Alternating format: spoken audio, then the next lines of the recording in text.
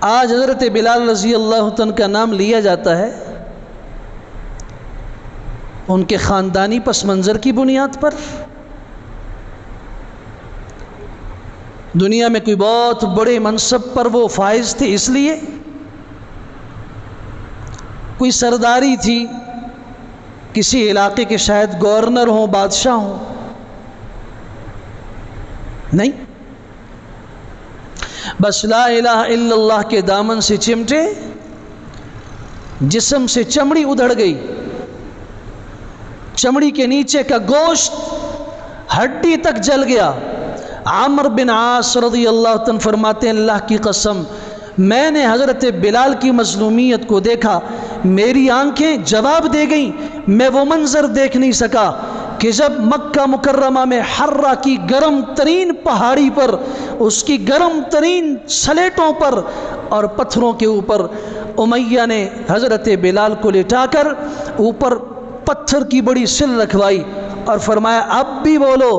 اور ذلیل ہونا چاہتے ہو یا محمد کا دین چھوڑنا چاہتے ہو؟ تو حضرت بلال نے کہا امیہ تو میرے جسم کا مالک تو ہے، تو میرے جسم کو تو لے سکتا ہے، میرے جسم کے اوپر تیرا زور تو چل سکتا ہے، لیکن میرے جسم کے اندر ایک چھوٹا سا لوتھڑا ہے جسے دل کہتے ہیں، اس پہ تیرا زور نہیں چل سکتا۔ اور اس دین کی محبت اس دل تک پہنچ چکی ہے۔ میری آنکھیں یہ منظر دیکھ نہیں سکیں،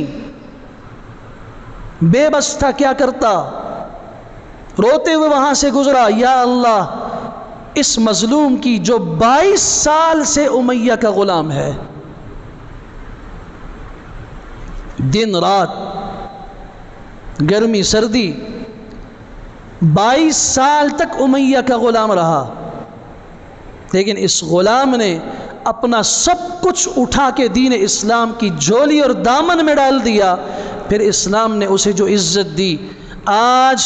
خطیب ممبر پہ بیٹھتا ہے، محدث حدیث پڑھاتا ہے، مفسر قرآن کی تفسیر کر رہا ہوتا ہے، اور فقیہ کوئی مسئلہ بتا رہا ہوتا ہے، بات آتی ہے کہتا ہے فلاں سیدنا بلال رضی اللہ تعالی عنہ۔ پھر حضور اقدس صلی اللہ علیہ وسلم نے فرمایا کہ جنت میں اپنے سے آگے قدموں کی آہٹ سنی، کس کی ہے جبرائیل؟ یہ آپ کے خادم بلال کی ہے،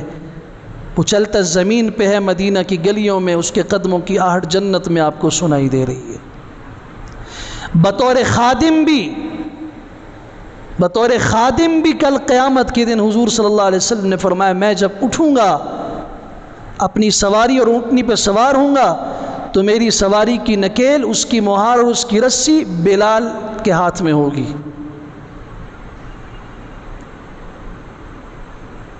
پھر مؤذن رسول اللہ کا سربراہ ہونا، 11 مؤذنین حضور اقدس صلی اللہ علیہ وسلم کے، ان 11 میں سے رئیس المؤذنین، تمام مؤذنین کا سربراہ حضرت بلال ہیں، سفر میں بھی حضر میں بھی۔ پھر مکہ فتح ہوتا ہے، بیت اللہ سامنے ہے اور حضور اقدس صلی اللہ علیہ وسلم بیت اللہ کے دروازے میں کھڑے ہیں، اندر کے بت توڑ کے باہر پھینک دیے گئے، بیت اللہ کو دھو کے اس کی دیواروں کو صاف کر دیا گیا، اور آپ علیہ السلام بیت اللہ کے دروازے میں کھڑے ہیں۔ نماز ظہر عصر کا وقت ہوا،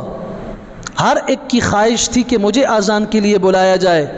کبار صحابہ کی موجودگی میں آواز اٹھی این بلال، بلال کہاں ہے؟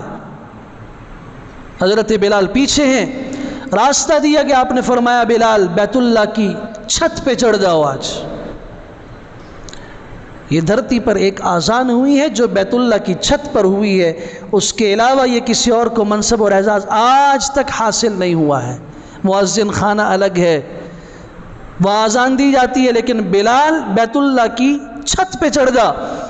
اور آج تیری نعرہ تکبیر اللہ اکبر کی آواز اور شہادتین کی آواز گونجے مکہ کی گلیوں میں، تاکہ